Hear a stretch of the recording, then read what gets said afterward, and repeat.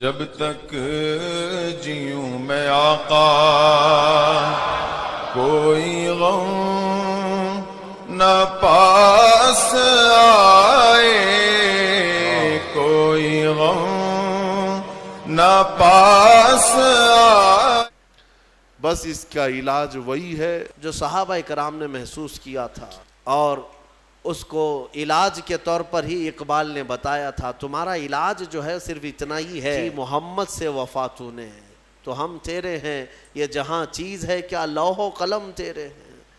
طریق مصطفیٰ کو چھوڑنا ہے وجہ بربادی، اسی سے قوم دنیا میں ہوئی ہے بے اقتدار اپنی۔ ہمیں کرنی ہے شہنشاہ بطحا کی رضا جوئی، وہ اپنے ہو گئے تو رحمت پروردگار اپنی۔ علاج بھی اسی میں ہے، سبب کچھ اور ہے جسے تو خود سمجھتا ہے، زوال بندے مومن کا بے زری سے نہیں۔ مال نہ ہونا یہ ہمارا زوال نہیں ہے، طاقت نہ ہونا، سیاست نہ ہونا، حکومت نہ ہونا، یہ ہمارے زوال کا سبب نہیں۔ ہمارے زوال کا سبب وہ تم کو بھی معلوم ہے کیا ہے، سب کو معلوم ہے، سبب کچھ اور ہے جسے تو خود سمجھتا ہے، اقبال نے کہا ہے۔ اور چھپاتے کچھ اور ہو، بولتے کچھ اور ہو، کہتے ہو کہ ہمارے پاس ایجوکیشن کی کمی ہے، ہمارے پاس سیاست کی کمی ہے، طاقت کی کمی ہے، اسباب کی، سبب کچھ اور ہے جسے تو خود سمجھتا ہے، یہ اسباب نہیں۔ اگر یہی سبب ہوتا کہ طاقت کی کمی، اسباب کی کمی، تو پھر ان صحابہ کے قدموں میں سارے ملک کیوں گرے پڑے جا رہے تھے جن کے پاس بظاہر کھجور بھی کھانے کو نہیں تھی، پہننے کے کپڑے بھی نہیں تھے، اور لڑنے کی تلواریں بھی نہیں تھی، پھر کیوں ٹوٹی جاتی تھی ان کے قدموں پہ دنیا؟ سبب کچھ اور ہے جسے تو خود سمجھتا ہے۔ وہ سبب کیا ہے؟ وہی سبب ہے جس کو تم بھی بھلا بیٹھے ہو اور ایک زمانہ بھلا بیٹھا ہے، کہ نبی پاک صلی اللہ تعالیٰ علیہ وسلم کی وہی محبت جس کو اقبال نے کہا، محمد کی محبت دین حق کی شرط اول ہے، اسی میں ہو اگر خامی تو سب کچھ نامکمل ہے۔ اسی میں ہو اگر خامی، یہیں جا کر کے خامی ہے۔ بہرحال رومی مغلوب ہو گئے، چند ہی سالوں کے بعد ملک روم ٹوٹ کر ختم ہو گیا، ان کی سلطنت جو ختم ہوئی تو پھر ویسی طاقت آج تک نہیں آ سکی، آج تک نہیں آ سکی۔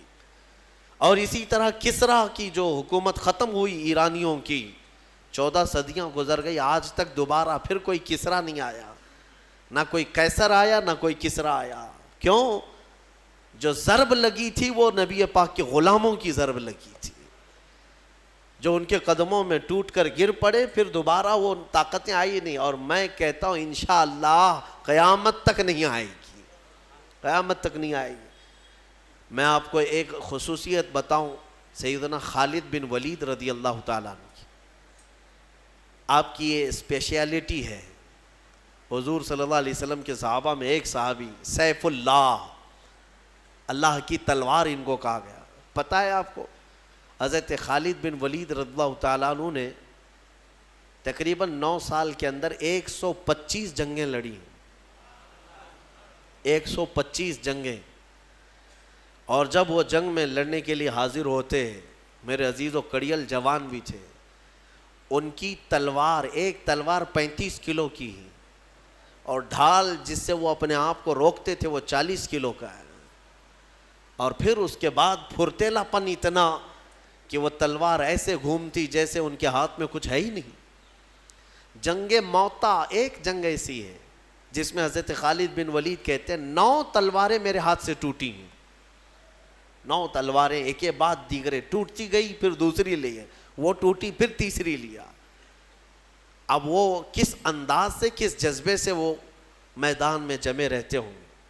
میں جو بات عرض کرنے جا رہا ہوں وہ یہ ہے کہ سیدنا خالد بن ولید کی سربراہی میں اور آپ کی سپہ سالاری میں جتنے علاقے فتح ہوئے، بہت علاقے ہیں، جارڈن ہے، ملک شام کے کئی علاقے ہیں، یمن کے کئی علاقے ہیں، یہ جتنے علاقے حضرت خالد بن ولید کی سرپرستی میں فتح ہوئے، یاد رکھیں توجہ کے ساتھ، اوروں نے بھی جنگیں کی ہیں، بادشاہوں نے بھی جنگ کی ہیں۔ ایک بادشاہ کسی ملک کے ساتھ لڑتا ہے، علاقہ فتح کر لیتا ہے، پھر کئی سال تک اس بادشاہ کی حکومت چلتی ہے، پھر کوئی دوسرا آیا، وہ علاقہ پھر کسی اور نے فتح کر لیا، ہوتا رہا ہے نا۔ ہندوستان پر ہی کئی مرتبہ کون کون حملے کیے، کس کی حکومت چلی، پھر وہ حکومتیں ختم ہوئی، پھر کوئی اور آیا، پھر کوئی اور آیا، یہ سلسلہ چلتا رہا ہے. لیکن خالد بن ولید رضی اللہ تعالیٰ عنہ کا ریکارڈ ہے کہ جو علاقے آپ کے زمانے میں فتح ہوئے، 1400 سال گزر گئے، آج تک وہ علاقہ پھر کسی اور کے پاس نہیں گیا. آج تک وہ علاقہ کوئی اور فتح نہیں کر سکا. آج بھی وہ دامن اسلام میں ہے، آج بھی وہاں پرچم اسلام ہی لہرا رہا ہے. یہ سیدنا خالد بن ولید رضی اللہ تعالیٰ عنہ کی فتح ہے. بہرحال میں بات جو عرض کر رہا تھا وہ یہی ہے کہ نبی پاک صلی اللہ تعالیٰ علیہ وسلم کے غلام بظاہر اسباب کچھ نہیں تھے، لیکن انہوں نے پوری دنیا کو اپنی طاقت کا لوہا منوا کر رہے ہیں. احزاب، سورہ احزاب کی ہم نے کل تلاوت کی ہے اور آج بھی کچھ حصہ اس کا. ایک جنگ ہوئی ہے جس کو احزاب کہتے ہیں، اور جنگ خندق نام سنا ہوگا، خندق کو ہی احزاب کہتے ہیں. جنگ خندق کا ہی نام جنگ احزاب بھی، غزوہ احزاب. یہ جنگ بڑی آزمائش کی تھی. بعض لوگوں کو ایسا لگتا ہے کہ جنگوں کا ذکر کیوں؟ میرے عزیزو، اگر میں جنگوں کا ذکر نہ کروں تو میرے نبی کی سیرت ہی کمپلیٹ نہیں ہوگی. کسی کو برا لگتا ہے تو مجھے کیا فرق پڑتا ہے؟ میرے دامن اسلام میں جو تاریخ ہے وہ بتا کر کے رہوں گا. ظاہر سی بات ہے کسی اور کو اگر تکلیف ہوتی ہے تو اس کی تکلیف کا سبب میں نہیں ہوں، اس کا کوڑ دماغ ہے. ہر ایک کی تاریخ میں کچھ نہ کچھ جنگیں ہوئی ہیں، بہت سارے لڑائیاں ہوئی ہیں. ظاہر سی بات ہے کہ ہمارے اس ملک عزیز ہندوستان کے آزادی کے وقت کیا جنگیں نہیں ہوئی؟ اگر انگلینڈ والے، برٹش لوگ بولنے لگ جائیں کہ نہیں آزادی کے قصے مت سناؤ، ہمیں برا لگتا ہے، تو ہم کیا کریں؟ ہم تو انگریزوں کو مار بھگائے نا، انگریزوں کے خلاف جنگ ہوئی ہے. اب انگریز اگر یہ کہنے لگ جائے کہ نہیں آزادی کے قصے مت سناؤ، ہمیں برا لگتا ہے، تو ان کے برا لگنے سے میں اپنے ملک کی آزادی کے قصے سنانا نہیں چھوڑوں گا. یہ میرا اپنا حق ہے. دین اسلام کے ابتدا میں جن ظالموں نے اسلام کے خلاف کوششیں کی اور ان کی ہرزہ سرائیوں کو اور ان کی دشمنیوں کو کیسے زیر کیا میرے نبی کے غلاموں نے، یہ سنانا میرا حق ہے اور ہر مسلمان کا حق ہے. کیونکہ جو بھی سازشیں ہوتی رہی ہیں ان کو سنانا یہ بچوں کے لیے یہ نہیں ہے کہ ہم جنگجو بنا رہے ہیں، بلکہ ہم اپنی عظیم روشن تاریخ ان کے سینوں میں منتقل کر رہے ہیں. اور حق کسے کہتے ہیں، باطل کسے کہتے ہیں، یہ سمجھانا ہر باپ کی ذمہ داری ہے. احزاب، یہ جنگ بھی جو ہوئی ہے، خندق، مشرکین کے ساتھ لڑائی ہوئی، دشمنوں کے ساتھ. ایک بات میں آپ کو بتاؤں، پہلے بھی میں نے عرض کیا ہے، حضور پاک صلی اللہ تعالیٰ علیہ وسلم اور ان کے صحابہ مکہ والوں کو چھیڑ کر کے لڑنے کے لیے جاتے تھے یا مکہ والے لڑنے کی تیاریاں کیا کرتے تھے؟ الزام ہے نا آج بہت سارے لوگ کہ یہ جنگیں کرتے تھے. اس کی میں ایک وجہ بتاتا ہوں آپ کو. آپ اگر سینس رکھتے ہیں، تھوڑی بہت عقل رکھتے ہیں تو خود سمجھ لیں گے. اگر ہبلی، اللہ نہ کرے، ہبلی شہر ہے اور بیلگام شہر ہے، دو بڑے شہر ہیں، دونوں شہر کے کچھ لوگوں کے درمیان لڑائی ہو گئی یا کچھ معاملات ہو گئے. ہبلی کے آس پاس میں اگر لڑائی ہوئی ہے تو آپ کیا کہیں گے اس چیز کو؟ عقل والے سمجھتے ہیں بیلگام والے لڑنے آئے تھے یا ہبلی والے گئے تھے. وہ لوگ 100 کلومیٹر دور سے سفر کر کے یہاں آئے ہیں، اسی لیے قریب میں لڑائی ہوئی. اور اگر اس شہر کے قریب میں لڑائی ہوتی تو آپ پر الزام ہوتا کہ آپ گئے تھے لڑنے کے لیے. بات صحیح ہے. اب جتنی بھی جنگیں آپ دیکھیں گے، جنگ بدر، جنگ احد، جنگ خندق، یہ سب مدینے کے آس پاس ہوئی ہیں. اس کا مطلب یہ ہے کہ صحابہ نہیں جاتے تھے، مکہ والے لڑنے کے لیے آتے تھے. کیڑے کم تھوڑی نہ تھے، مار کھاتے تھے، مرتے تھے، پھر آتے تھے. حضور پاک صلی اللہ تعالیٰ علیہ وسلم اور صحابہ کو چھیڑنا ان کی عادت تھی. جنگ خندق بھی جو ہوئی ہے وہ کہاں ہوئی؟ مکہ میں نہیں ہوئی، مدینے کے آس پاس. مدینے سے صرف 5 کلومیٹر کا فاصلہ ہے. یہ مکہ والے پوری تیاری کر کے 12,000 لوگوں کو جمع کر کے لائے تھے. اتنا بڑا لشکر کہ جنگ احد کے بعد یہ تیسری جنگ تھی، ان کا حوصلہ تھوڑا بڑھ گیا تھا، مدینے والوں کو ماریں گے. اور مدینے میں رسول کریم صلی اللہ تعالیٰ علیہ وسلم کے ساتھ جو صحابہ، اس وقت بھی فاقے کا عالم تھا، ابھی پورے اسٹیبلش نہیں ہے. اور یہ جو جنگ لڑی گئی ہے وہ ایک الگ ٹیکنک سے لڑی گئی تھی. حضرت سلمان فارسی رضی اللہ تعالیٰ عنہ صحابی رسول، وہ فارس کے رہنے والے تھے. وہاں جو جنگیں لڑی جاتی تھی، دو جماعتوں کے بیچ میں ایک گڑھا کھود دیا جاتا تھا، خندق. عرب والوں کو یہ طریقہ معلوم نہیں تھا. حضرت سلمان فارسی نے حضور اکرم صلی اللہ علیہ وسلم کی بارگاہ میں مشورتاً عرض کیا کہ مشرکین مکہ اگر آئیں گے تو ایسا ہے کہ مدینے میں داخل ہونے کا ایک ہی بڑا راستہ ہے جس سے پوری فوج جا سکتی ہے، باقی سب چھوٹے چھوٹے راستے. اس بڑے راستے کے باہر ہم لوگ ایک بڑی خندق کھود دیتے ہیں تاکہ وہ آئیں تو مدینے شہر کے اندر نہ آئیں، کیونکہ شہر میں اگر لڑائی ہوگی تو گھر ٹوٹیں گے، بستیاں اجڑیں گی، دکان برباد ہوں گے، بہت کچھ ہو جائے گا. اس لیے ان کو شہر کے باہر ہی گھیر دیتے ہیں. حضور نے ان کا مشورہ پسند کیا اور خندق کھودی گئی، تقریباً 1 مہینے تک کھودی گئی تھی. اور وہ کافی بڑی خندق. عرب کا تیز دوڑنے والا اچھی نسل کا گھوڑا بھی چھلانگ لگا کر اس خندق کو پار نہیں کر سکتا تھا، اتنی چوڑی تھی وہ خندق. اس خندق کو کھودنے میں خود میرے آقا صلی اللہ تعالیٰ علیہ وسلم نے اپنے ہاتھ میں کلہاڑی اٹھائی ہے. اور یہ وہ دور تھا جب صحابہ بھوک کی شدت کی وجہ سے پیٹ پر پتھر باندھتے تھے. حضرت ابو ہریرہ فرماتے ہیں، نہیں بلکہ دوسرے صحابہ اکرام سے یہ روایت ہے کہ حضور پاک صلی اللہ تعالیٰ علیہ وسلم اس وقت اپنا جبہ اٹھا کر دکھاتے ہیں تو آپ کے پیٹ پر 2 پتھر بندھے ہوئے تھے. یہ پتھر کیوں باندھتے تھے اس وقت؟ کہ مضبوط ایک کپڑے سے پتھر باندھ دیے جاتے تھے تاکہ بھوک پریشان نہ کرے. پیٹ اگر خالی چھوڑ دیا جائے تو بار بار بھوک لگتی ہے، اور اس پیٹ کو ٹائٹ باندھ دیا جائے تو بھوک کم لگتی. یہ عربوں کا طریقہ تھا، پیٹ پر پٹا باندھ لیتے تھے. حضور اکرم صلی اللہ تعالیٰ علیہ وسلم اس وقت پتھر باندھے رہتے تھے کہ بھوک پریشان نہ کرے. اور خندق جو کھودی گئی ہے انہی فاقہ کشی کے عالم میں کھودی گئی ہے. پھر اس کے بعد مشرکین جب آئے تو وہ دیکھ کر کے حیرت میں رہ گئے، یہ کیا طریقہ ہے؟ ہم کو شہر میں داخل ہونے نہیں دیا جا رہا ہے، یا مطلب یہ چیز نہیں تھی ان کے لیے. خندق کے اس طرف کھڑے ہو گئے. جنگ شروع نہیں ہوئی. اس میں 3 بڑی جماعتیں تھیں، قبیلہ بنو غطفان اور قریش، اور پھر ایک نجد کا ایک قبیلہ تھا. بڑے بڑے 3 قبیلے اس میں آئے تھے جنگ کرنے کے لیے. حضور پاک صلی اللہ تعالیٰ علیہ وسلم اور ان کے صحابہ، آزمائش میں آپ کو بتاؤں کیسی تھی. مدینے والے اس وقت جتنے تھے سب کے ساتھ میرے آقا صلی اللہ علیہ وسلم نے ایگریمنٹ کیا تھا، جو یہودی ہیں عیسائی ہیں سب کے ساتھ، کہ حملہ مدینے پر ہو رہا ہے، لہٰذا ہم ساتھ مل کر کے لڑیں گے، شہر کی حفاظت ضروری ہے. یہودی جو تھے اس میں بنو نذیر ایک قبیلہ ہے اور بنو قریظہ، یہ 2 قبیلے تھے. بنو نذیر کے ساتھ بھی حضور صلی اللہ علیہ وسلم نے معاہدہ کیا تھا، مکہ والوں کے خلاف ہم سب مل کے لڑیں گے، کیونکہ نقصان ہوگا تو تمہارا بھی ہوگا ہمارا بھی ہوگا مدینے پر. تو سب کا اس بات پر ایگریمنٹ تھا. لیکن آپ کو میں بتاؤں، جب لڑائی کے لیے آئے تو طے یہی پایا تھا کہ وہ مدینے کے جتنے یہودی اور عیسائی ہیں وہ بھی حضور کے ساتھ کھڑے رہیں گے.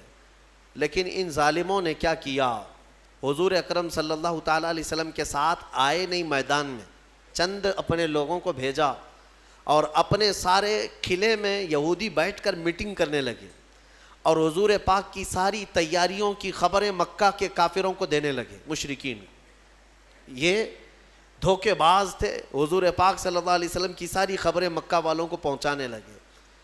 انہوں نے دھوکہ دیا، خدا کیا، غش کیا، یہ ساری چیزیں ہوئی. اب جو حضور کے ساتھ تھے اس میں کچھ منافقین بھی آئے ہوئے تھے اور وہ موسم کی سختیاں دیکھنے لگے. ایسی ہوائیں تیز چلی کہ لوگوں کا کھڑا ہونا مشکل تھا وہاں. ہنالک ابتلی المؤمنون وزلزلوا زلزالا شدیدا، اللہ فرماتا ہے یہ وہ جگہ تھی جب مومنوں کو آزمایا گیا اور انہیں بہت اچھی طرح سے ہلا دیا گیا تھا. وَإِذْ يَقُولُ الْمُنَافِقُونَ، اور اس دن منافق یہ کہہ رہے تھے کیا کہہ رہے تھے؟ ارے ہمارے گھر میں عورتیں خالی ہو گئی ہیں، چھت اڑ گئی ہیں اور ہم کو جانا ہے مدینے میں. یہ کہہ کر کے حضور کو چھوڑ کر چلے گئے. جو جماعت میں یہ وہ لوگ تھے جو مسلمان نظر آتے تھے، حضور کے ساتھ نماز بھی پڑھتے تھے، ان کا سب مسلمانوں کے ساتھ چلتا تھا، لیکن جب حالات سخت ہو گئے بھاگ گئے. وہ ایک ہی لاٹھی سے بھاگنے والے لوگ سب مدینہ میں بھاگ کر کے چلے گئے. اور میدان میں کون بچے؟ وہی صحابہ جو نبی پاک صلی اللہ تعالیٰ علیہ وسلم کے لیے اپنی جان بھی قربان کرنے کے لیے حاضر رہا کرتے تھے. وہ عاشقین کی جماعت کھڑی رہ گئی، اس میں چند لوگ تھے. اب مجھے بتائیے، منافقین چھوڑ کر مدینے گئے، یہودی دھوکہ دے کر کے میٹنگ کر رہے ہیں مدینے میں بیٹھ کر، اور سامنے 12,000 کا لشکر ہے مشرکین کا، اور خندق ہے، اور صحابہ کے پاس کھانے پینے کو کچھ بھی نہیں ہے. ایک رات ایسی بھی آئی، ایک رات کہ وہ مشرکین وہاں بڑے بڑے جانور ذبح کر کے بھون رہے تھے، گوشت کھا رہے تھے، روٹیاں پک رہی تھیں. ظاہر سی بات ہے ادھر کے کھانے کی خوشبو ادھر بھی آتی ہوگی. اور ادھر صحابہ کا حال یہ تھا کہ 10 صحابہ میں 4 کھجوریں گھوما کرتی تھی. 10 صحابہ میں رات کے وقت صحابہ کھڑے رہ جاتے اور ان کے کھانے پینے چل رہے ہیں. حضور پاک صلی اللہ تعالیٰ علیہ وسلم نے صحابہ سے پوچھا کہ مجھے لگتا ہے کہ تمہیں کھانے کی خوشبوؤں نے پریشان کر رکھا اور ادھر کے کھانے کی. میں ایک بات بتاتا ہوں، حضور اگر خیمے میں آرام کر رہے ہوں، گھر کے اندر ہوں، ایک بھی کوئی صحابی ادھر سے ادھر گیا ہو 2 روٹیاں مانگنے کے لیے یا 1 بوٹی مانگنے کے لیے کہ میاں ہمیں بھی تھوڑا سا کھانا پانی دے دو، لنگر بٹتا ہے تو کیسے بھیڑ لگ جاتی ہے، ایک صحابی بھی گیا ہو؟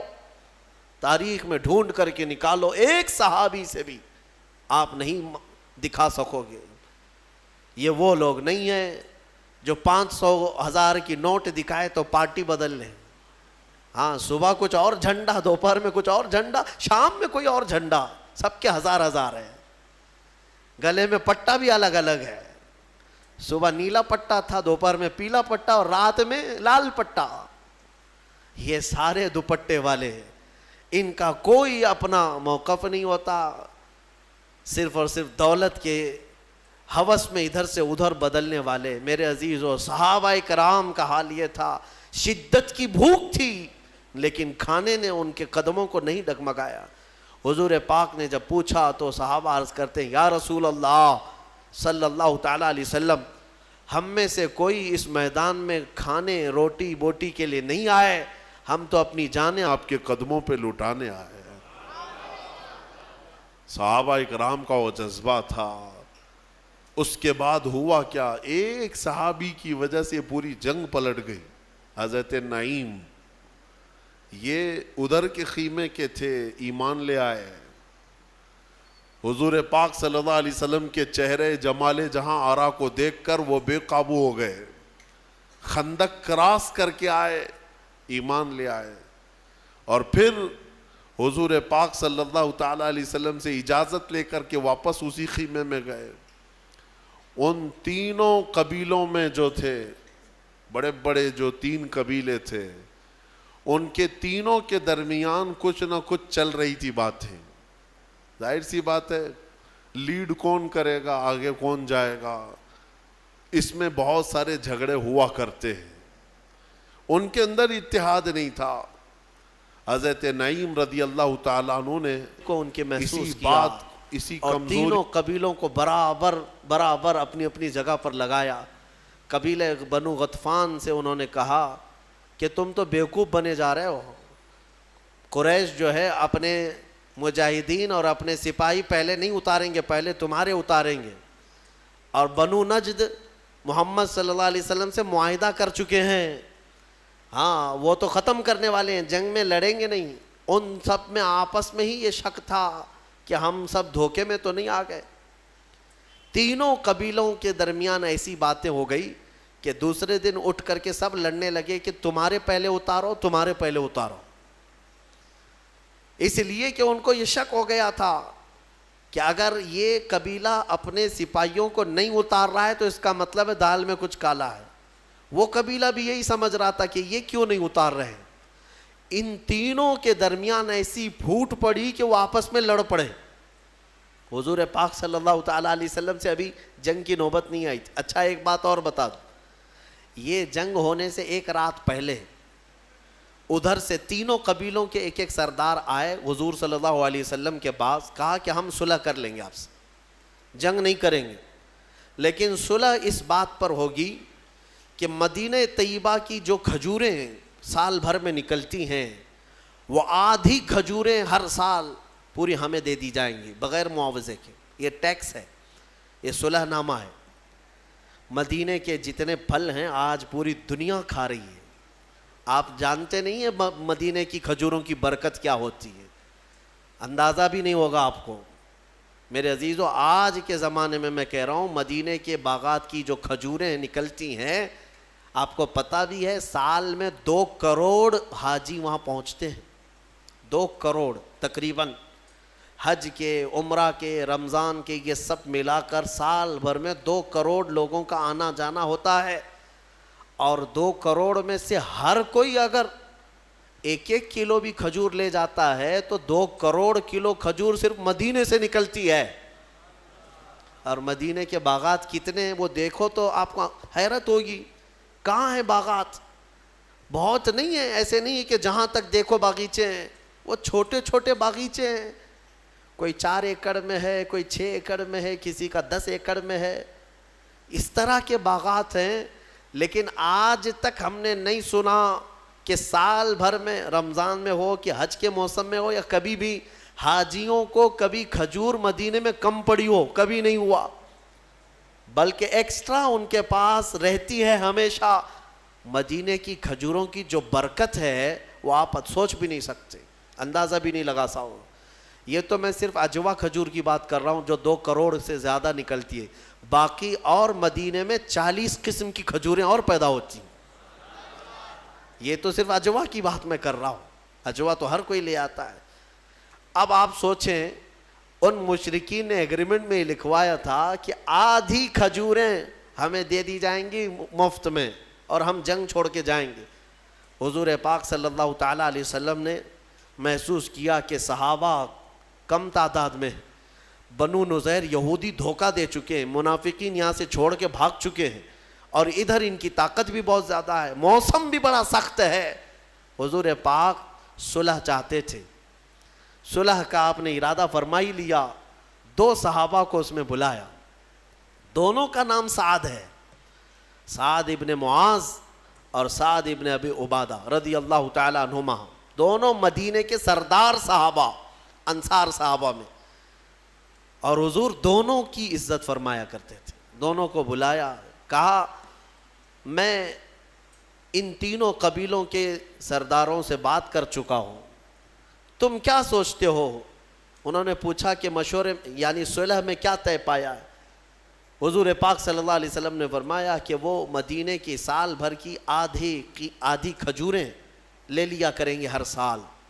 حضرت سعد اور دونوں سعد کھڑے ہو گئے, کہا یا رسول اللہ صلی اللہ علیہ وسلم, آپ کا یہ مشورہ ہے یا حکم ہے؟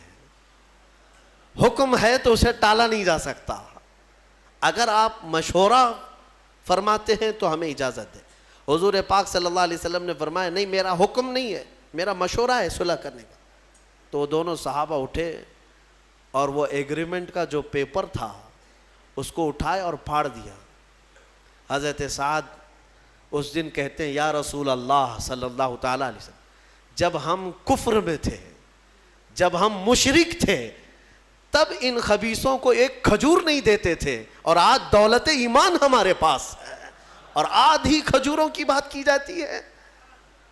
یعنی مدینے کے آدھے, ہم زمانے کفر میں ایک کھجور نہیں دیتے تھے اور آج دولت ایمان ہمارے پاس ہے اور رسول پاک صلی اللہ علیہ وسلم کی سربراہی ہمارے ساتھ ہے, تو پھر آدھی کھجوریں دینا وہ بھی ان لوگوں کے لیے کیا معنی رکھتا ہے؟ انہوں نے پھاڑ دیا. میرے آقا مسکرائے ان کی بات پر. یہ نہیں ہے کہ رسول کے خلاف ہو گئے, بلکہ حضور ان کے جذبے کو دیکھ رہے تھے. اس کے بعد وہی سعد ہیں جن کو کافروں نے اسی جنگ میں تیر مارا تھا, تو حضرت سعد کی پیشانی پر لگا تھا اور خون کا فوارہ جاری ہو گیا اور ان کے ہاتھ بھی کٹ گیا تھا حضرت سعد کا تیر سے، اور حضور پاک صلی اللہ تعالیٰ علیہ وسلم خود ان کا ہاتھ اپنے ہاتھ میں پکڑے رہے. حضرت سعد کا پورا خون اچھل کر میرے آقا کے چہرے پر لگتا تھا.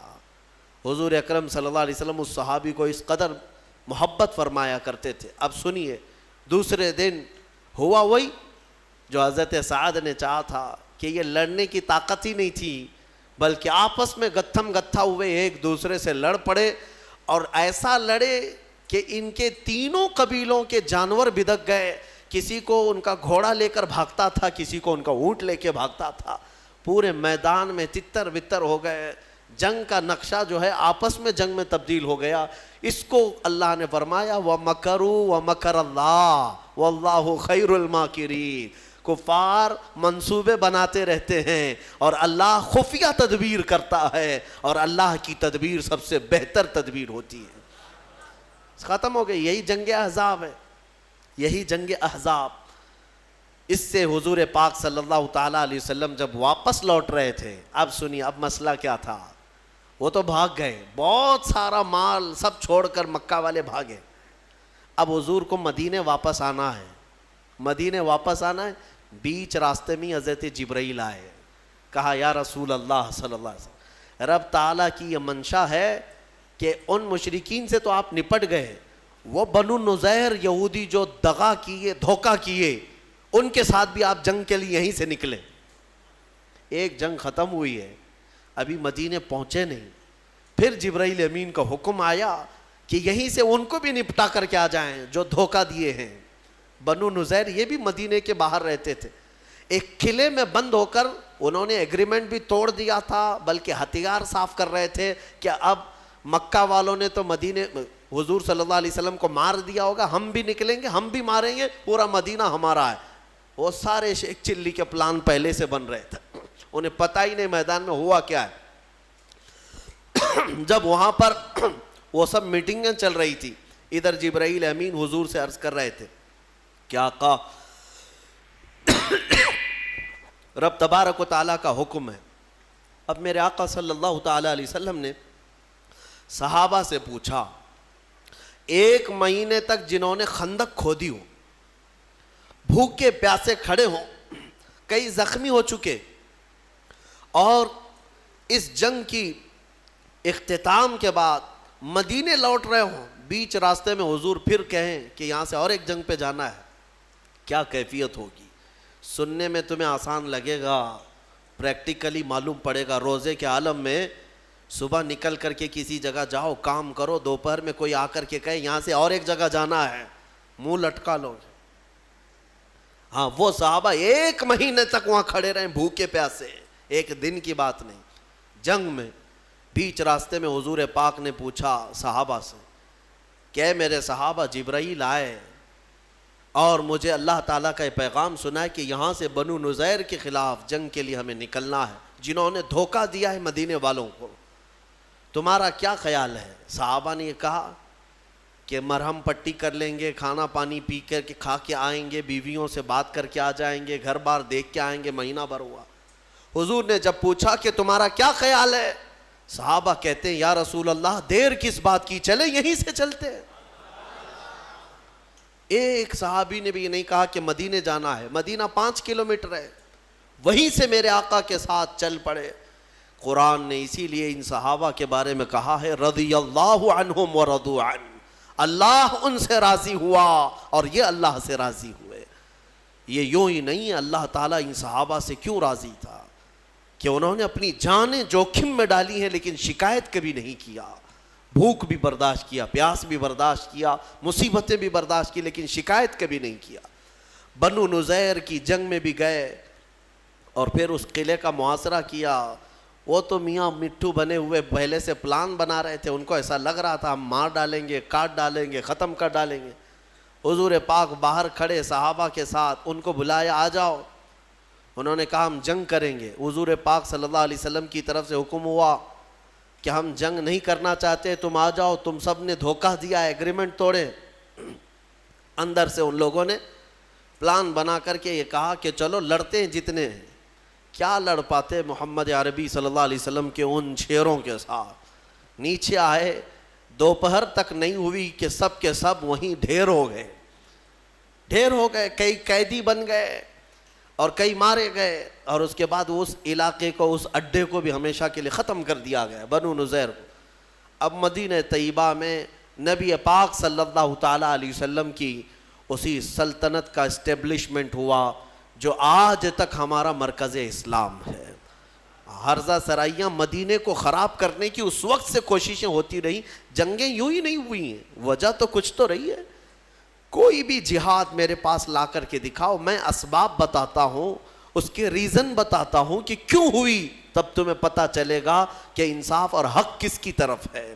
یقیناً میرے آقا صلی اللہ علیہ وسلم رحمت للعالمین ہے. ہاں, وہ جنگوں کے لیے نہیں بلکہ خواہش نہیں فرماتے. خود میرے آقا نے فرمایا کہ جنگوں کی خواہش مت کرو, دشمن سے مڑ بھیڑ ہونے کی تمنا مت کرو کہ میں جاؤں گا, ماروں گا, کاٹوں گا. نہیں, تمنا مت کرنا, میرے آقا کی حدیث ہے. ہاں, حضور نے پھر اس حدیث میں یہ بھی فرمایا, ہاں اگر کوئی زبردستی تمہارے سر پر سوار ہو جائے تو پھر اپنے قدم بھی پیچھے مت ہٹانا, پھر ثابت قدمی کے ساتھ جمے رہنا, کیونکہ اللہ تبارک و تعالیٰ نے ہمیں بھی قوت عطا فرمائی ہے, طاقت ہمیں بھی عطا فرمائی ہے. اسی لیے میں آج یہ کہتا ہوں میرے عزیزوں, آج کچھ برساتی کیڑے نکلے ہوئے ہیں گلی کوچوں میں, اور دنگائی جو فساد مچا کر, مجھے ہنسی بھی آتی ہے اور حیرت بھی ہوتی ہے کہ کچھ لوگ اپنے شکتی پردرشن کے لیے تلواریں لہرا کر کے دکھا رہے ہیں مسجدوں کے باہر, چھریاں, چاقو, تلواریں. کیا اب یہ جلوس تلواروں کا ہونے لگ گیا؟ مجھے حیرت ہوتی ہے کہ یہ آج اس طرح سے کیوں پرمیشن دی جا رہی, کیوں اجازت دی جا رہی ہے, وہی بہتر جانے. لیکن میں ایک جملہ ضرور کہنا چاہوں گا, ان تمام کیڑوں سے جو ابھی برسات میں پیدا ہوئے ہیں, تلواریں تم ان کو دکھا رہے ہو جو 1400 سال سے کربلا سنتے آ رہے ہیں. 1400 سال سے جو کربلا سنتے آ رہے ہیں, ان کے سامنے تم یہ ساری چیزیں لہرا رہے ہو. ہم خواہش نہیں رکھتے جنگ کرنے کی, ہم اپنے ملک عزیز کے امن کو خراب ہونے نہیں دینا چاہتے. ہم یہاں پر اس ملک کی فضا کو مقدر اور برباد ہونے نہیں دینا چاہتے. الحمدللہ یہاں کی مٹی سے ہمیں محبت ہے, امن و امان قائم رکھنے کی ہم بھرپور کوششیں کرتے ہیں. لیکن جن کیڑوں کو آج یہ پرمیشن دی گئی ہے, اجازت دی گئی ہے ماحول خراب کرنے کی, میں ان حکومت پر بیٹھے ہوئے, تخت پر بیٹھے ہوئے لوگوں کو بھی تنبیہ کرنا چاہتا ہوں. اگر تم یہ سمجھتے ہو کہ ان کے لڑنے سے صرف تمہاری سیٹیں گرم ہوں گی, کرسیاں رہیں گی, ایک دن آئے گا یہ آگ لگے گی تو کرسی بھی جلے گی. ہاں, آگ لگے گی تو کرسیاں بھی جلیں گی. اسی لیے کوشش یہ کرو کہ امن خراب نہ ہونے پائے. ساری کمیونٹیاں جس طرح یہاں پر امن کے ساتھ, عزت کے ساتھ رہتی تھی, سب عزت کے ساتھ رہے. سارے امن کے پیغامات ہمیں ہی سنانے کے لیے کہا جا رہا ہے کہ مسلمانوں کو تنبیہ کرو, مسلمانوں کو سمجھاؤ. سمجھا کر کے تو تھک گئے. ہم مسلمانوں کو اخلاق ہی کی تو باتیں کر رہے ہیں آج تک. ہم نے کب ان کے ہاتھوں میں تلوار دیا ہے, کب ان کے ہاتھوں میں بندوقیں دی ہیں. لیکن باضابطہ ایک جماعت ایسی ہے جو پورے ہندوستان میں اپنے نوجوانوں کے ذہنوں میں زہر گھول رہی ہے مسلمانوں کے خلاف, اس طرح سے کہ انہیں تلواریں اٹھانے کا اور انہیں بندوق اٹھانے کا اور انہیں ہتھیار اٹھانے کا بار بار اکساؤ والا بیان اور بھڑکاؤ بیان یہ دے کر کے انہیں پریپیئر کیا جا رہا ہے, تیار کیا جا رہا ہے. کیا یہ ہماری آنکھوں سے چھپا ہوا ہے؟ آج سب دیکھ رہے ہیں سوشل میڈیا پر, بلکہ میں سمجھتا ہوں ڈپارٹمنٹ بھی دیکھ رہی ہوگی, حکومت بھی دیکھ رہی ہوگی, سارے لوگ دیکھ رہے ہیں. لیکن جن لوگوں نے آنکھیں میچ رکھی ہیں آج, کل پھر اچانک کھولنا پڑ جائے گا آنکھیں. اس لیے ماحول خراب کرنا یہ اچھی چیز نہیں ہے. اسی لیے جو اس نے کہا ہے وہ سچ کہا ہے, لگے گی آگ تو آئیں گے مکان کئی زد میں, یہاں ہمارا ہی مکان تھوڑی نہ ہے, سب کے مکان جلیں گے. پھر اللہ تبارک و تعالیٰ امن برقرار رکھنے کی ہمیں توفیق عطا فرمائے. میں نے سورہ احزاب اور جو آپ کو سورہ روم کے متعلق جو عرض کیا, اخیر میں صرف اتنی بات بتاؤں گا، آج ہم نے جو پارہ تلاوت کیا اس میں میرے آقا صلی اللہ تعالیٰ علیہ وسلم کی عظمت شان میرے مولا نے بیان کی ہے۔ اللہ فرماتا ہے ما کان محمد ابا احد من رجالکم ولکن رسول اللہ و خاتم النبیین، محمد تم میں سے کسی مرد کے باپ نہیں بلکہ وہ اللہ کے رسول ہے اور خاتم النبیین ہیں، نبیوں میں سب سے اخیر آنے والے ہیں۔ اور اللہ تعالیٰ نے ان کی عظمت شان میں یہ فرمایا انا ارسلناک شاہدا و مبشرا و نذیرا، اے محبوب ہم نے آپ کو گواہ بنا کر بھیجا ہے، ہم نے آپ کو گواہ بنا کر بھیجا ہے اور خوشخبری دینے والا اور ڈر سنانے والا اور اللہ کی طرف دعوت دینے والا بنا کر آپ کو بھیجا ہے، وہ سراجا منیرا، اور روشن چمکتا ہوا چراغ بنا کر کے بھیجا ہے۔ اللہ خود فرما رہا ہے اپنے نبی کے بارے میں، اللہ نے اپنے رسول کو کیا بنا کر بھیجا ہے؟ سراجا منیرا کا مطلب ایک ترجمے میں یہ فرمایا گیا ہے کہ اجالا والا سورج بنا کر کے بھیجا ہے۔ سراج سورج کو، چراغ کو کہتے ہیں، لیکن یہاں پر چراغ نہیں سورج بنا کر کے بھیجا ہے۔ اسی لیے ہم اپنے نبی پاک صلی اللہ تعالیٰ علیہ وسلم کے بارے میں یہ موقف رکھتے ہیں کہ نبی اکرم صلی اللہ تعالیٰ علیہ وسلم ہے مدینے میں لیکن ان کی چمک ہر علاقے میں موجود۔ پھر اللہ تبارک و تعالیٰ فرماتا ہے کہ عبرت پکڑو اے لوگوں، رسول جو آتے ہیں وہ تمہیں بظاہر اگر یوں دیکھتے ہیں کہ وہ پیوند لگے کپڑے پہنتے ہیں، چھوٹے سے گھر میں رہتے ہیں، چھوٹی چھوٹی غذائیں کھاتے ہیں یا فاقہ کشی کرتے ہیں، تو اس کا مطلب یہ نہیں کہ وہ رسول یا نبی مجبور ہوتے ہیں، وہ تو فقر کو پسند کرتے ہیں اللہ کی بارگاہ میں، ورنہ ہر نبی اتنا صاحب اختیار ہوتا ہے کہ اگر وہ چاہے تو سونے کا پہاڑ اور چاندی کا پہاڑ اس کے ساتھ ہو، وہ سونے اور چاندی کے محلات میں رہے، لیکن اللہ کے نبیوں نے فقر کو پسند کیا ہے۔ تو اکثر جو قومیں رسول کو ظاہری طور پر دیکھتی تھیں تو وہ مذاق اڑاتی تھی، یہ اللہ کے نبی ہیں، یہ اللہ کے رسول ہیں، ان کا لباس ایسا ہے، ان کے پاس سواری نہیں، ان کا گھر صحیح نہیں، ایسی ایسی باتیں کہہ کر کے مذاق اڑایا کرتے تھے۔ اللہ تبارک و تعالیٰ ان مستہزئین سے کوسوں دور ہمیں رکھے اور مولا تعالیٰ اسی جماعتوں سے ہمیں محفوظ رکھے۔ اور قرآن پاک میں اللہ تعالیٰ یہ بھی فرماتا ہے قیامت کے دن محشر کے میدان میں یہ کہا جائے گا وَامْتَازُوا الْيَوْمَ أَيُّهَا الْمُجْرِمُونَ، یہاں کہا جائے گا سارے لوگ ایک ساتھ کھڑے ہوں گے، پھر آرڈر آئے گا مجرم الگ ہو جائیں، اس میں سے جتنے لوگ مجرم ہیں وہ الگ ہو جائیں، ان کے چہرے بتا رہے ہوں گے اس دن، اور ان کو الگ کیا جائے گا، ان کو الگ کیا جائے گا مجرمین کو۔ کس بات کے مجرم؟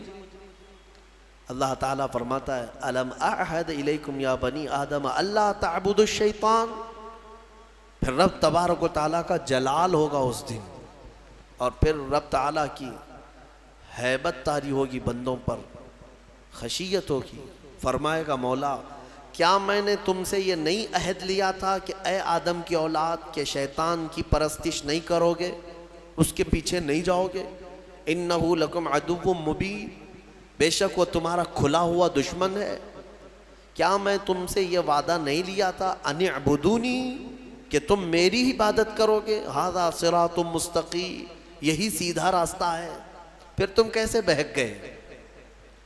یہ جتنے غیر اللہ کی عبادت کرتے ہیں سب کے سب اس دن الگ کیے جائیں گے، سب کے سب الگ، کفار و مشرکین جو بھی اللہ کے سوا عبادت کرتے تھے قیامت کے دن سب کو ایک طرف کر دیا جائے گا، اور رب تبارک و تعالیٰ ان سے فرمائے گا کیا میں نے تم سے یہ وعدہ نہیں لیا تھا کہ دنیا میں جاؤ گے تو میری عبادت کرو گے، شیطان کی پرستش نہیں کرو گے؟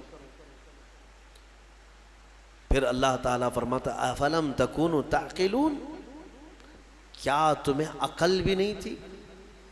کیا تم عقل نہیں رکھتے تھے؟ سچ بات ہے میرے عزیزو، عقل رکھنے والا یہ چھوٹی چھوٹی چیزوں کو خدا کیسے بنا لیتا ہے؟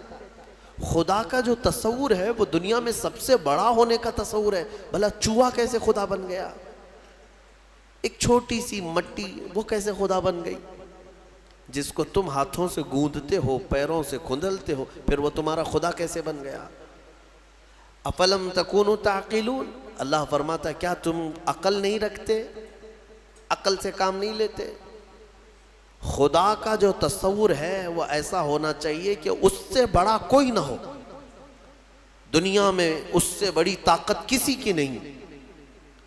وہ اللہ جس کے بارے میں ہم عقیدہ رکھتے ہیں کہ وہ قادر مطلق ہے، کسی کا محتاج نہیں، اور وہ سب سے بڑا ہے، سب سے بڑی طاقت والا ہے، یہ ہمارا عقیدہ ہے نا۔ اور جو اس عقیدے کو چھوڑ کر چھوٹی چھوٹی چیزوں کی پوجا میں لگ گئے، پرستش میں لگ گئے، عبادت میں لگ گئے، ان کے بارے میں سوال ہو رہا ہے قیامت کے دن، عقل ہے یا نہیں ہے تمہاری؟ عقل سے کام لیتے ہو کہ نہیں؟ حتیٰ کہ میں آپ کو بتاؤں، مصر کی سرزمین میں ہم جب رہتے، وہاں کے لوگوں نے اس طرح کی پتھروں کی عبادت یا دوسروں کی عبادت انہوں نے دیکھا نہیں۔ ماحول پورا اسلامی ہے، بچپن سے مسجدوں کو دیکھا، اللہ کی عبادت۔ وہاں دو ہی قومیں ہیں، یا مسلمان ہیں یا عیسائی ہیں۔ عیسائی بھی جو ہے خدا کی عبادت کرتے ہیں، یہ اور بات ہے کہ وہ عیسیٰ علیہ السلام اور حضرت بی بی مریم کو شریک کرتے ہیں، لیکن وہ بھی خدا کو مانتے ہیں، کتاب ان کے پاس بھی ہے۔ مسلمان ہیں، دو ہی کمیونٹی وہاں پر پائی جاتی ہے۔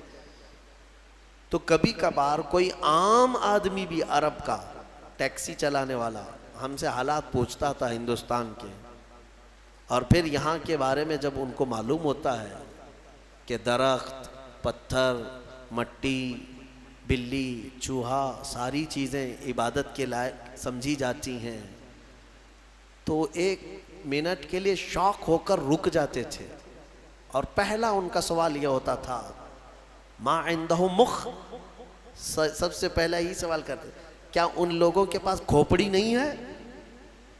کھوپڑی ہے یا نہیں ہے؟ تو یعنی ایک عقل رکھنے والے کے لیے تعجب کی ہی بات ہے کہ میرے سے کمزور میرا خدا کیسے ہو گیا، جس کو میں جب اٹھا رہا ہوں۔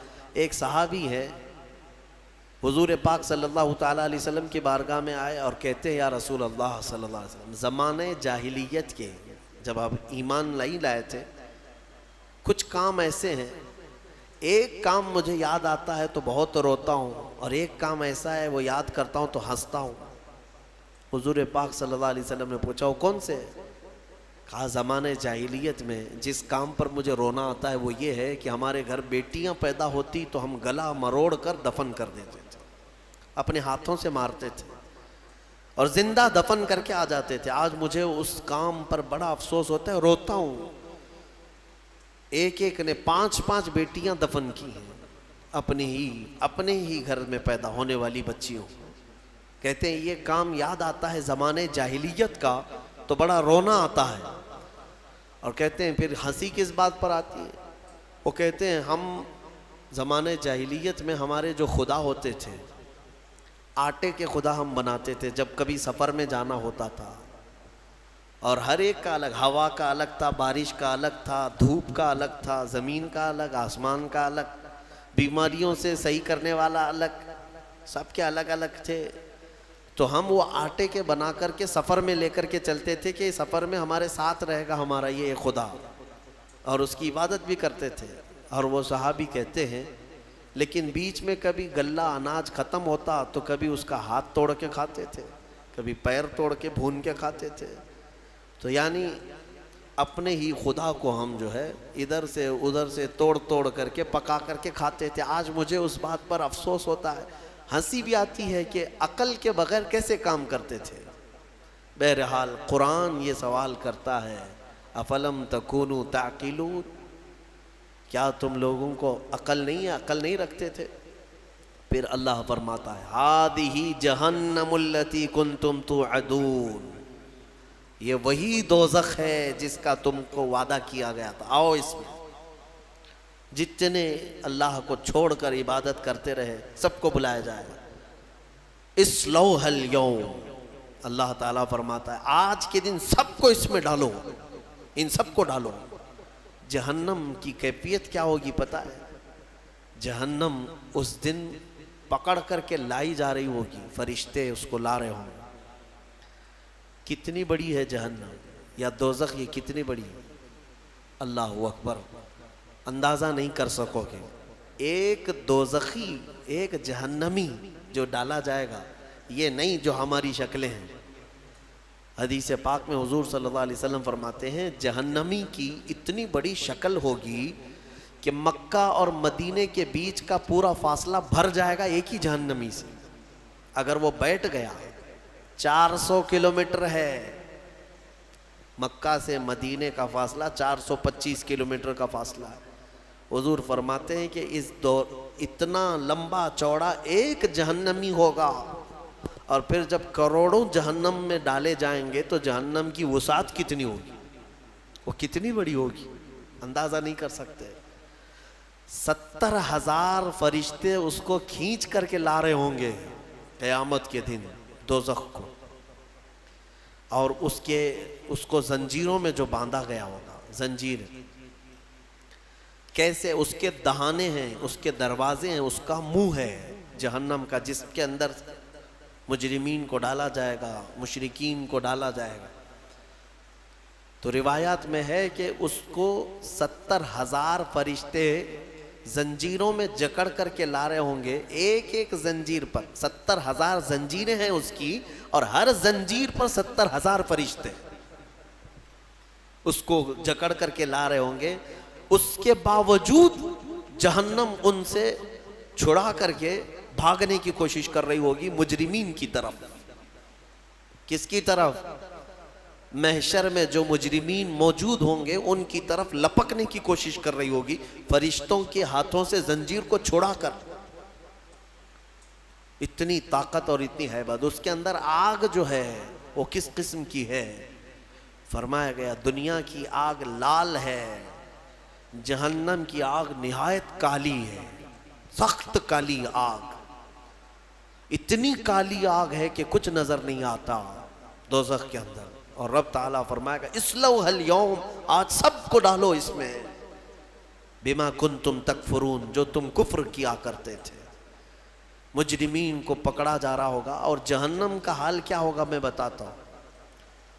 وہ فرشتوں کے ہاتھوں سے چھٹپٹا رہی ہوگی، اچھل اچھل کر کے جا رہی ہوگی. اور کیا کہتی ہے جانتے ہیں؟ 26ویں پارے میں سورہ قاف میں رب تبارک و تعالیٰ فرماتا ہے مجرمین کو ڈالا جا رہا ہے، ڈالا جا رہا ہے، ڈالا جا رہا ہے. تو اللہ تعالیٰ اس سے پوچھے گا جہنم سے حلم تلأتی، بس پیٹ بھر گیا تیرا؟ جہنم کہتی وہ تقول حل من مزید، وہ کہے گی اے اللہ اور کچھ زیادہ ہو جائے، اور کچھ زیادہ ہو جائے، اور کچھ انسانوں کو ڈال. اس دن وہ پکارتی رہے گی اور میرے اندر ڈالا جائے، اور میرے اندر ڈالا جائے. اور جانتے ہیں جب اس کی آگ کم پڑنے لگ جائے، دھیمی ہونے لگ جائے، تو آگ بھڑکانے کے لیے انسانوں کو اور پتھروں کو گرایا جائے گا. اس کا ایندھن ہے. جیسے پیٹرول ڈالنے سے آگ بھڑک جاتی ہے، جہنم کی آگ انسانوں اور پتھروں کو ڈالتے ہی بھڑک جائے گی. یہ جہنم کی کیفیت ہے دوزخ کی. اور جہنم کا سب سے ہلکا عذاب کیا ہے؟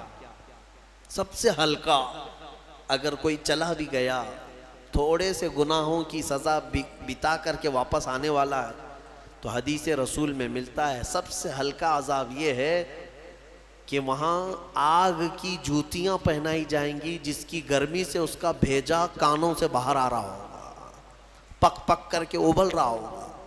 یہ سب سے ہلکا عذاب جہنم کا.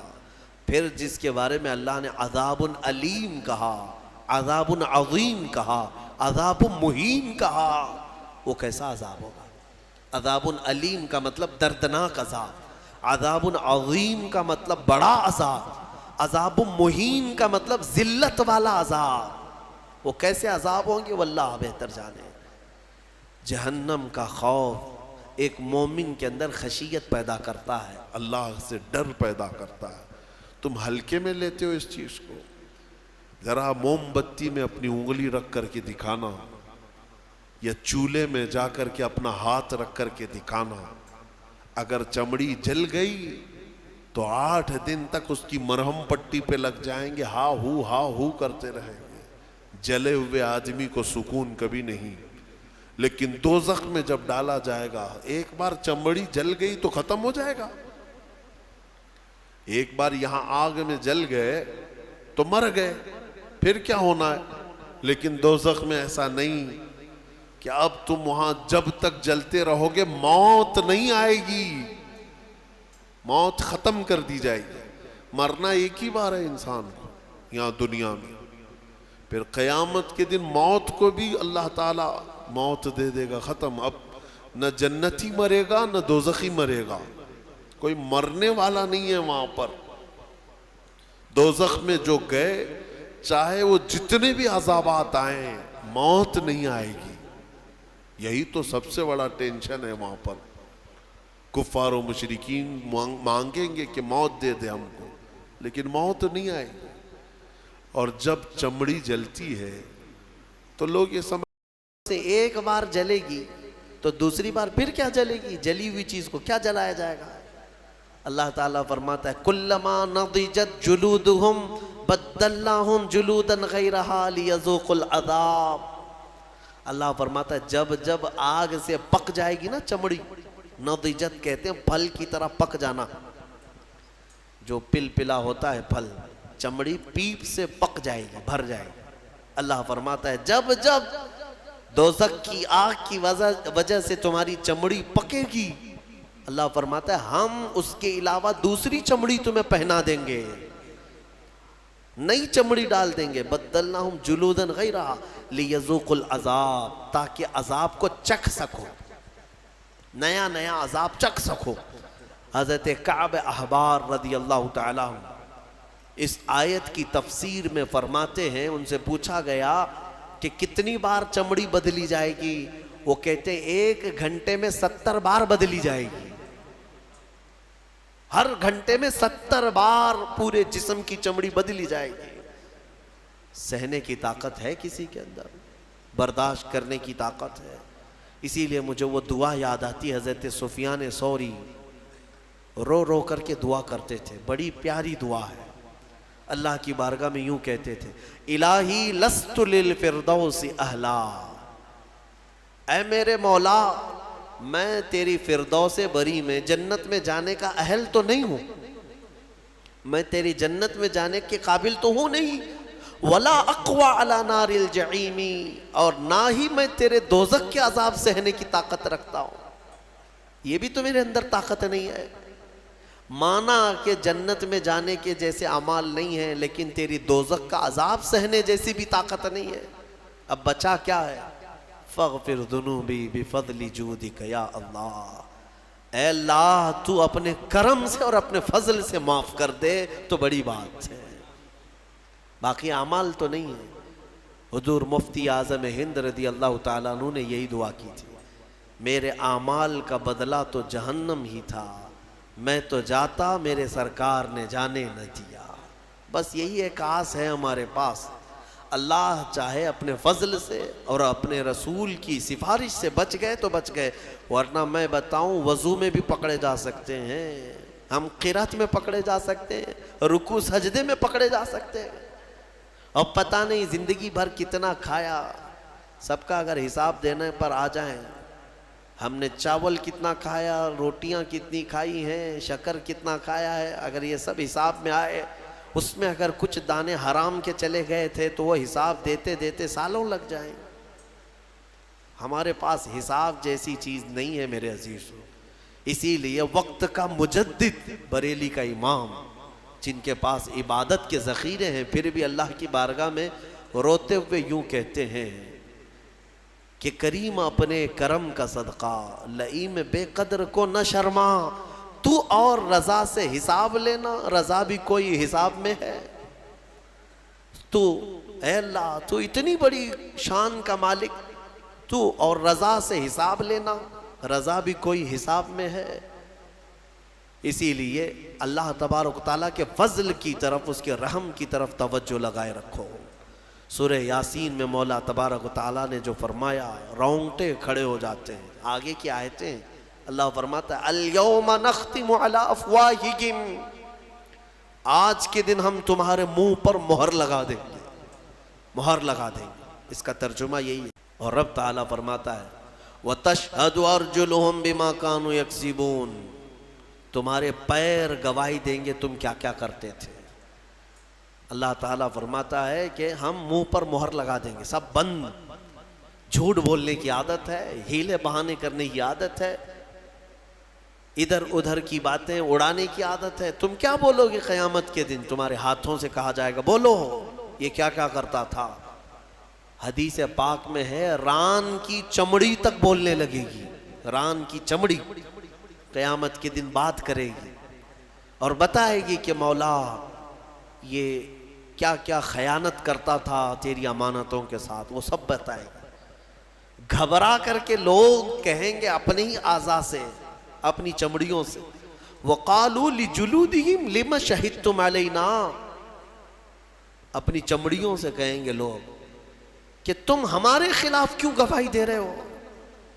دنیا میں ہم جب بھی تمہیں کوئی تکلیف ہوتی تھی تو ہم فوراً تمہارا خیال کرتے تھے، کٹ گیا تو پٹی لگایا، دوا لگایا۔ ہاتھ کی کیا خیال کرتے ہیں کہ نہیں خیال کرتے؟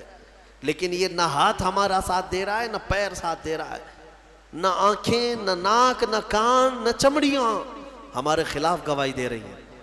تو یہ کہیں گے قیامت کی، قالوا انطقنا اللہ الذی انطق کل شیء، وہ بولیں گے اس اللہ نے ہمیں بولنے کی طاقت آج دی ہے، جس نے سارے لوگوں کو ہر چیز کو بولنے کی طاقت دی، اسی نے آج ہمیں بولنے کی طاقت دی۔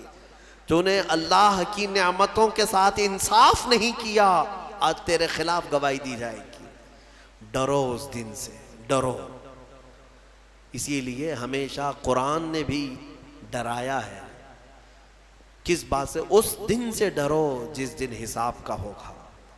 24ویں پارے میں ایک آیت ہے سورہ غافر کی، اللہ فرماتا ہے ایک آواز آئے گی اس دن، لمن الملک اليوم، آج کس کی بادشاہت ہے؟ آج کس کی بادشاہت ہے؟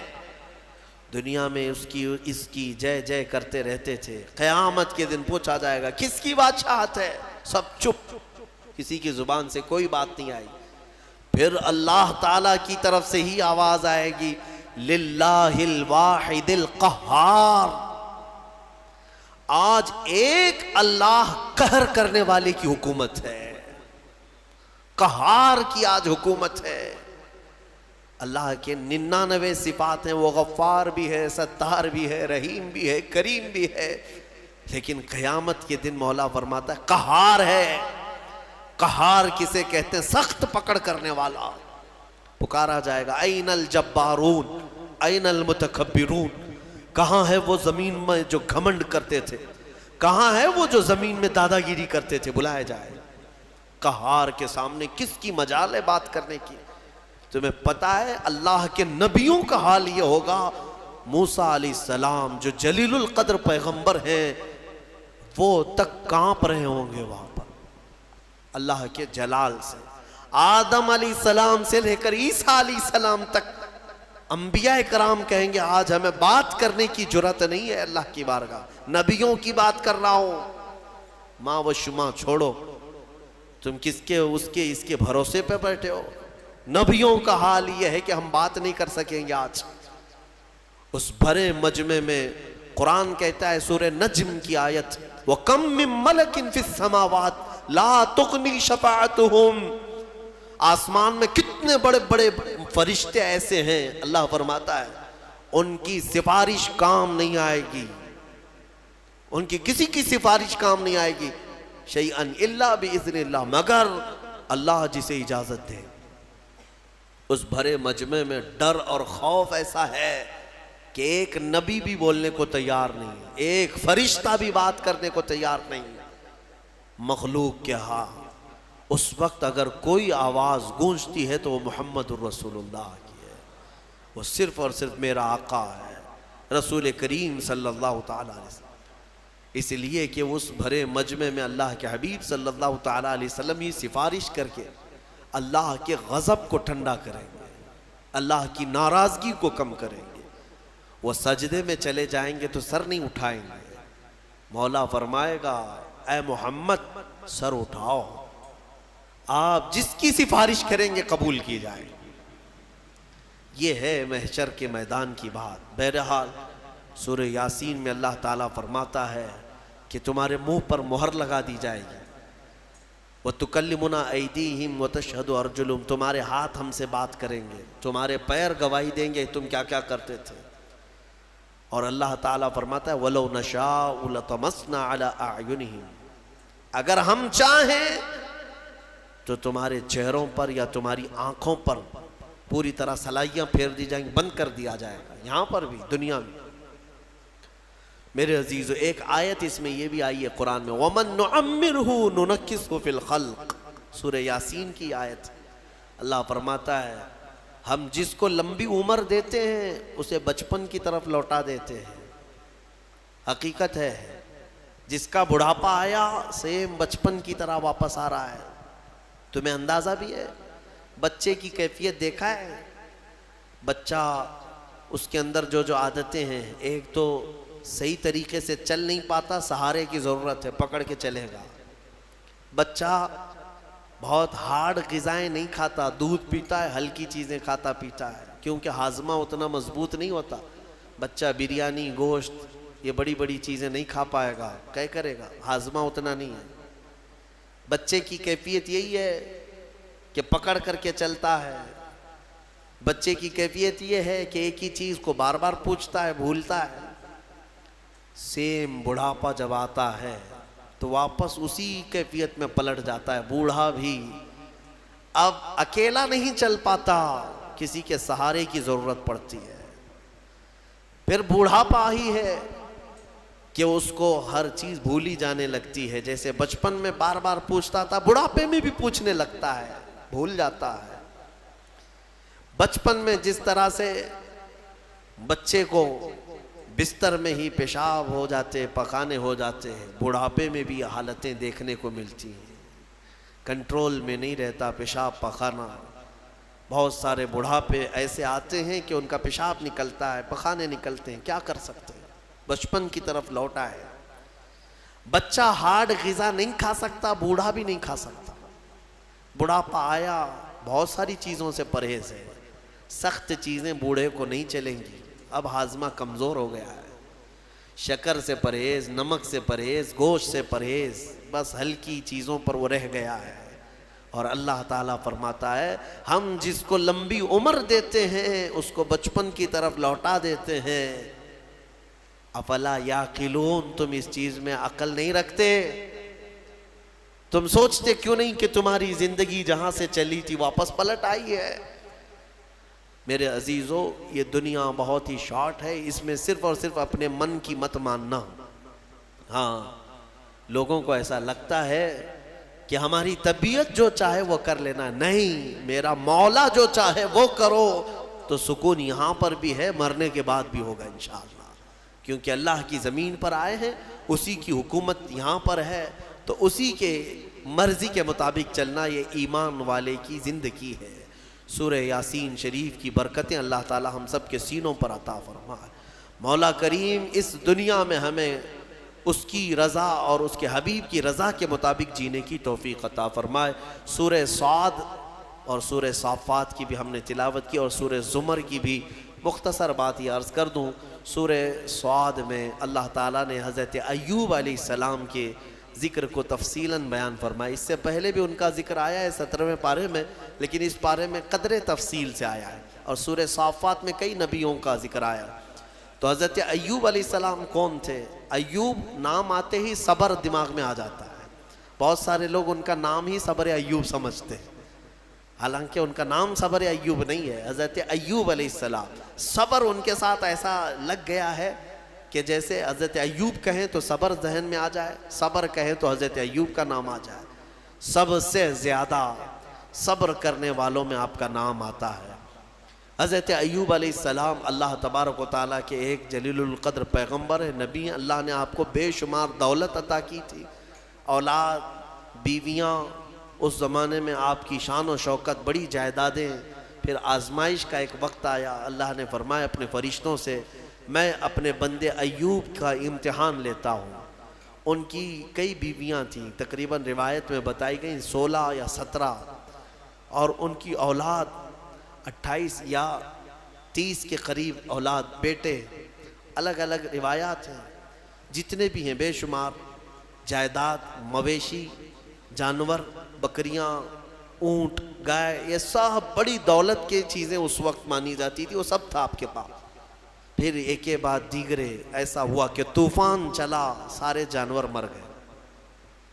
پھر ایک طوفان آیا، باغیچے اکھڑ گئے، سب ختم ہو گئے۔ پھر ہوائیں چلی، بیماریاں آئیں، ان کے بچے انتقال کرنے لگ گئے۔ 1 2 3 4 کرتے ہوئے جتنے بیٹے تھے سب انتقال کر گئے۔ بیویاں انتقال کی، کچھ چلی گئیں۔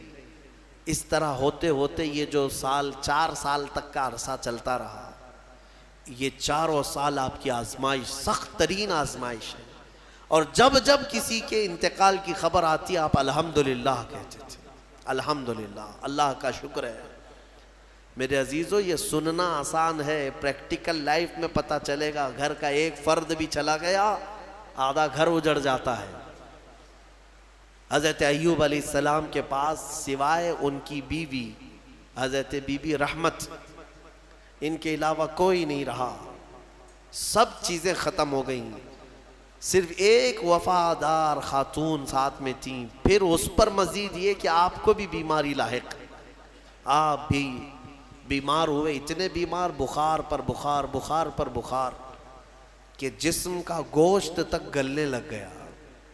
سوتے بستر پر تو چمڑی آپ کی بستر پر لگ جاتی، ایسی تکلیف آئی۔ اور ان حالات میں ایک وقت ایسا بھی آیا کہ آپ کی زبان کٹ گئی، زبان کے اندر دراڑیں پڑ گئی۔ لاسٹ چیز تھی، زبان سے ذکر الہی کرتے تھے، باقی سب چیزیں کمزور ہو گئی تھی۔ تب حضرت ایوب علیہ السلام رو پڑے اللہ کی بارگاہ میں، یوں عرض کیا، رب انی مسنی الضر وانت ارحم الراحمین، اے میرے مولا تکلیف مجھے پہنچی ہے لیکن تو سب سے زیادہ رحم کرنے والا ہے۔ یہ نہیں کہ مجھی کو کیوں، یہاں اتنے گناہ کر کے بیٹھے ہوئے ہیں اور بستر میں جا کر پھر بولتے ہیں اللہ مجھی کو کیوں کر رہا ہے؟ تیرے گناہوں کی وجہ سے اگر اللہ تعالیٰ دینے پر آئے کب کے مر جانا چاہیے تھا۔ اس رحمان نے تو بہت رحم کیا ہے۔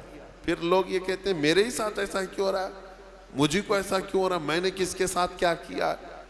تم نے سب سے بڑا دھوکہ تو اللہ ہی کے ساتھ کیا ہے، اس کی پوری عبادتیں ہی نہیں کی، دوسروں کی بات میں چھوڑو۔ جس کی عبادت کے لیے آئے تھے وہی کمپلیٹ نہیں کیا اور پھر پوچھتے ہو میں نے کیا کیا ہے۔ اگر اللہ تبارک و تعالی عدل کرے، ایک نماز کے بدلے ایک ہاتھ چلا جائے تمہارا تو بچے گا کیا؟ جتنی نمازیں چھوڑے ہو، جتنے روزے چھوڑے ہو، جتنی زکوٰۃ دبائے ہو، کئی لوگوں کے کیا کیا فرائض باقی ہیں، ان سب کی پاداش میں اگر ہر چیز تمہاری ایک ایک نعمت چھین لی جائے تو جسم میں بچے گا کیا؟ کچھ نہیں بچے۔